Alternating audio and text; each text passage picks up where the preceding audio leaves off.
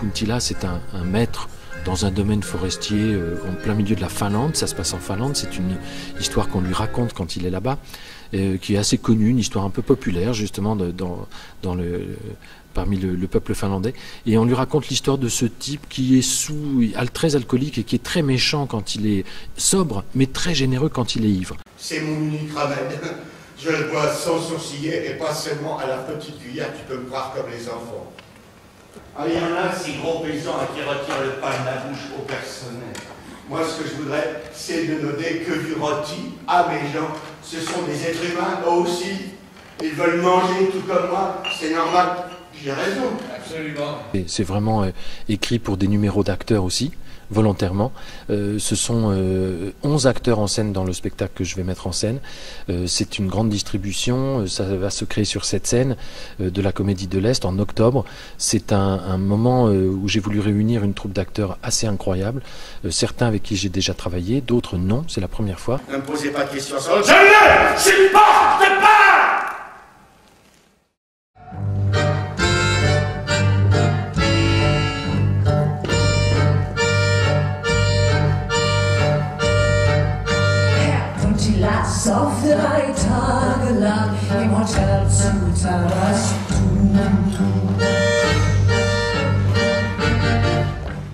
Alors, il invente, Brecht, cette figure de Puntila avec son valet Matti, c'est son chauffeur, mais ça dit bien les deux faces d'un même personnage, Puntila, mais aussi les deux faces d'un autre personnage qui est Matti. Je te tiens, voyou, hein.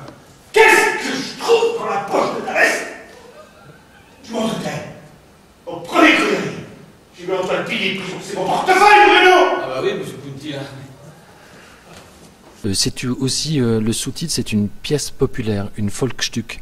Ça m'a beaucoup plu, ces deux termes, le fait de la comédie et du caractère populaire de l'œuvre.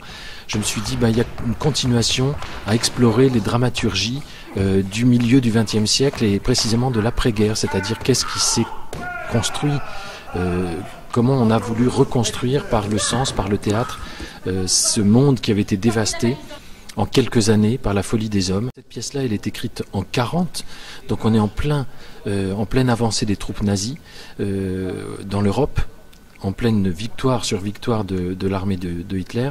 Et Brecht est obligé de s'en aller de pays en pays. Donc il écrit cette pièce quand il est réfugié en Finlande. On pensait à Tarzan. Hein. L'attaché nous surprend et se dit, elle n'est pas digne de moi. Elle traîne avec le chauffeur. Je ne peux pas exiger ça de vous. Non, ça fait partie de mon service, comme le lavage de la voiture. Ça prendra un petit quart d'heure. Nous n'avons qu'à lui montrer que nous sommes au mieux. Il y a cette quadruple influence pour Brecht de Molière, Diderot, Chaplin, et puis d'autres encore, Karl Valentin, par exemple.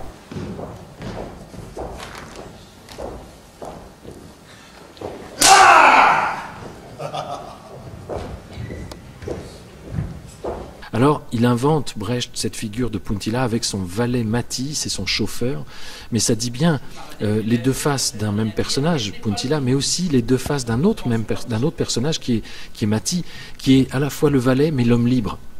Donc celui qui est asservi par le travail au maître, mais qui en même temps est libre par sa pensée. C'est un libre penseur, au fond, et il nous dit en quoi il est possible de construire le monde et de réagir à la folie et à l'ivresse du pouvoir et à la violence de cette ivresse par notre propre capacité à penser librement. Je ne te connais pas. Peut-être m'avez-vous jamais bien regardé.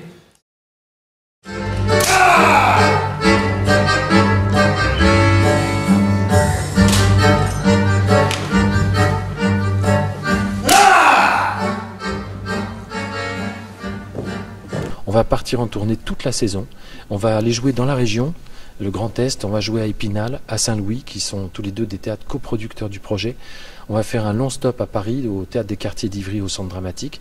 On ira à Lyon, à la Croix-Rousse, un théâtre que j'adore, et on reviendra aussi pour finir quasiment notre tournée au Théâtre National de Strasbourg pendant une longue série.